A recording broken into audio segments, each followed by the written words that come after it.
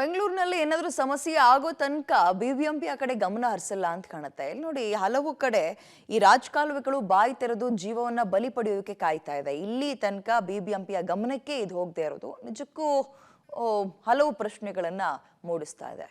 ಪ್ರಾಣ ಹಾನಿಗಾಗಿ ಕಾದು ಕೂತಿವೆ ರಾಜಕಾಲುವೆ. ನಗರದಲ್ಲಿ ಬಾಯಿ ತೆರೆದ ಬೃಹತ್ ರಾಜಕಾಲುವೆ. ವಾಹನ ಸವಾರರು ಯಾಮಾರಿದ್ರೆ ಯಮನ ಪಾದ. ಹೌದು, ನಗರದ ವ್ಯಾಪ್ತಿಯಲ್ಲಿ ಆಗ್ತಾ ಇರೋ ತಪ್ಪುಗಳು ಸರಿಯಾಗಬೇಕಾದ್ರೆ ಯಾವುದಾದ್ರೂ ದೊಡ್ಡ ಅನಾಹುತ ಆಗ್ಲೇಬೇಕು ಅನ್ಸುತ್ತೆ. ಆಗ ಮಾತ್ರ ಬಿಬಿಎಂಪಿ ಅಧಿಕಾರಿಗಳು ಕಾರ್ಯಪ್ರವೃತ್ತರಾಗೋದು. ಅಲ್ಲಿ ತನಕ ಅಪಾಯ ಆಗುವ ಸುಳಿವು ಕಣ್ಮುಂದೆ ಇದ್ರೂ ಕೂಡ ಅದನ್ನ ಸರಿ ಮಾಡೋ ಯೋಚನೆಯನ್ನು ಮಾಡಲ್ಲ. ಅದಕ್ಕೆ ಬೆಸ್ಟ್ ಎಕ್ಸಾಂಪಲ್ಲೇ ಈ ರಾಜಕಾಲುವೆಯ ಪರಿಸ್ಥಿತಿ. ಹೌದು, ಈ ದೃಶ್ಯವನ್ನ ನೋಡಿ. ಇದು ನಗರದ ಹೃದಯ ಭಾಗ ಬಸವೇಶ್ವರ ನಗರದ ವ್ಯಾಪ್ತಿಯ ನೇತಾಜಿ ಸುಭಾಷ್ ಚಂದ್ರ ಬೋಸ್ ಆಟದ ಮೈದಾನದ ಪಕ್ಕದಲ್ಲೇ ಇರುವಂತಹ ರಾಜಕಾಲುವೆಯ ಚಿತ್ರಣ. ಈ ರಾಜಕಾಲುವೆಯೇ ಈಗ ಅಪಾಯವನ್ನ ನೀಡ್ತಾ ಇರುವುದು. ಕಳೆದ ಹಲವು ತಿಂಗಳಿಂದ ಈ ರಾಜಕಾಲುವೆಯ ಒಂದು ಭಾಗದ ತಡೆಗೋಡೆ ಸಂಪೂರ್ಣ ಕುಸಿದು ಹೋಗಿದೆ. ರಸ್ತೆ ಸಮಕ್ಕೆ ತಡೆಗೋಡೆ ಕುಸಿದಿರೋ ಕಾರಣ ರಾತ್ರಿ ವೇಳೆ ಎದುರಿನ ರಸ್ತೆಯಲ್ಲಿ ಬರುವ ವಾಹನಗಳು ನೇರವಾಗಿ ರಾಜಕಾಲುವೆ ಒಳಭಾಗಕ್ಕೆ ಬೀಳುವ ಸಾಧ್ಯತೆ ಇದ್ದು, ಈ ಭಾಗದಲ್ಲಿ ಸಂಚಾರ ಮಾಡುವ ಸವಾರರು ಆತಂಕದಲ್ಲೇ ಓಡಾಡುವಂತಾಗಿದೆ. ಜನರ ಜೀವ ಅಂದರೆ ನಮ್ಮ ಬಿಬಿಎಂಪಿಗೆ ಅದು ಯಾಕಿಷ್ಟು ನಿರ್ಲಕ್ಷ್ಯವೋ ಗೊತ್ತಿಲ್ಲ.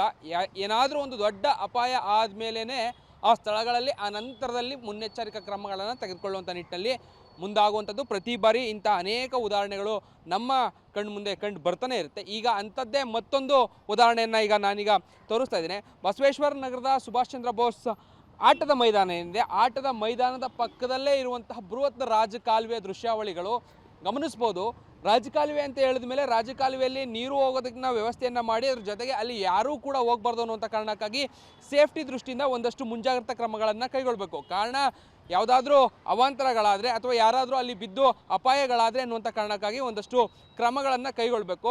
ಬಟ್ ಆದರೆ ಗಮನಿಸ್ತಾ ಇರ್ಬೋದು, ಇರುವಂಥ ದೊಡ್ಡ ರಾಜಕಾಲುವೆಯನ್ನು ಓಪನ್ ಆಗಿ ಸಂಪೂರ್ಣವಾಗಿ ಯಾರು ಬೇಕಾದರೂ ಎಲ್ಲಿ ಬೇಕಾದರೂ ಒಳಗಡೆ ಬಿದ್ದು ಎದ್ದೇಳ್ಬೋದು ಅನ್ನುವಂಥ ನಿಟ್ಟಿನಲ್ಲಿ ಬಿಬಿಎಂಪಿ ಎಲ್ಲವನ್ನ ತೆರೆದು ಬಿಟ್ಟಂಗೆ ಕಾಣಿಸ್ತಾ ಇದೆ.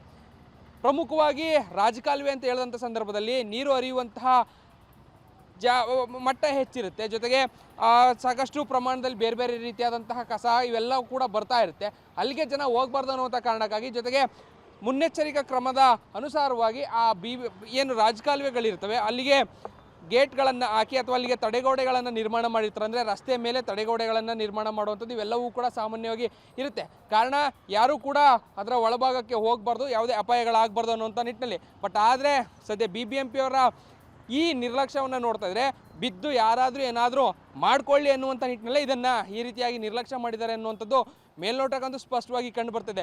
ಇನ್ನು ಪಕ್ಕದಲ್ಲೇ ಆಟದ ಮೈದಾನವಿದ್ದು ನಿತ್ಯ ನೂರಾರು ಮಕ್ಕಳು ಮೈದಾನಕ್ಕೆ ಬರ್ತಾರೆ. ಬಂದ ಮಕ್ಕಳು ಅಪ್ಪಿ ತಪ್ಪಿ ರಾಜಕಾಲುವೆ ಕಡೆ ಹೋಗಿ ಜಾರ್ ಬಿದ್ರೆ ಅಪಾಯ ಕಟ್ಟಿಟ್ಟ ಬುತ್ತಿ. ಸಾಮಾನ್ಯವಾಗಿ ರಾಜಕಾಲುವೆಗಳು ಅಂದಾಗ ಅಲ್ಲಿ ಯಾರು ಕೂಡ ಹೋಗಬಾರ್ದು ಅನ್ನೋ ಕಾರಣಕ್ಕೆ ಎತ್ತರದ ತಡೆಗೋಡೆ ಕಟ್ಟಿ ಜೊತೆಗೆ ಅದ್ರ ಮೇಲೆ ಕಬ್ಬಿಣದ ಗ್ರಿಲ್ ಹಾಕಿ ಸೇಫ್ಟಿ ಮಾಡಬೇಕು.